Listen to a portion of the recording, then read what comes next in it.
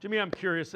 You wrote an article about Todd Monken kind of already separating himself from Kevin Stefanski. Take us through your thoughts there.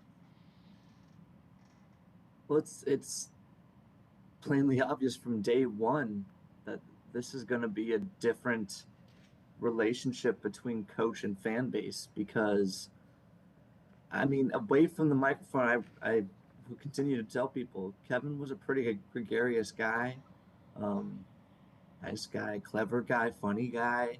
He just didn't ever let that bleed into his public persona ever. And I do think that I don't know that it ever lost so many games, but I do think it hurt his public standing. Whereas with Todd Monken, you can see right away this guy's a person. He's crying in his opening statement. He's cursing. He's cracking jokes, and that's who he is. I mean, he came into that after the press conference last week. He came into the media room, and it was like nothing had changed. There was barely a facial expression different, and I think that matters.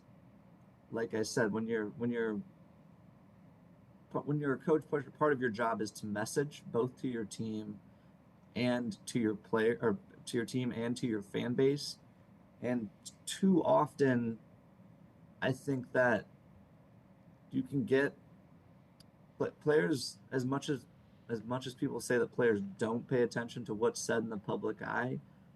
I do think that that can be a public messaging tool, and I think that when we hear Jimmy Haslam say at last week's press conference that I think he said over 30 players had told him that accountability was a problem on this team. I kind of think that Kevin got a bad deal as like a disciplinarian. He just maybe wasn't the kind of guy who would uh, raise his voice at you. But at some point, perception becomes reality, and people hear Kevin go up there and repeat the same message week after week after week. This whole, we're gonna fix this. Um, we can, we'll get back to the drawing board. We're gonna fix this. That his weekly message that he would repeat in that locker room. We're gonna get it fixed. I think that wears on guys over time, and I think that if you're not in the offensive meeting room, I'm wondering like how many of of the people that met with Jimmy Haslam and said that accountability lacked, how many of those are offensive versus defensive?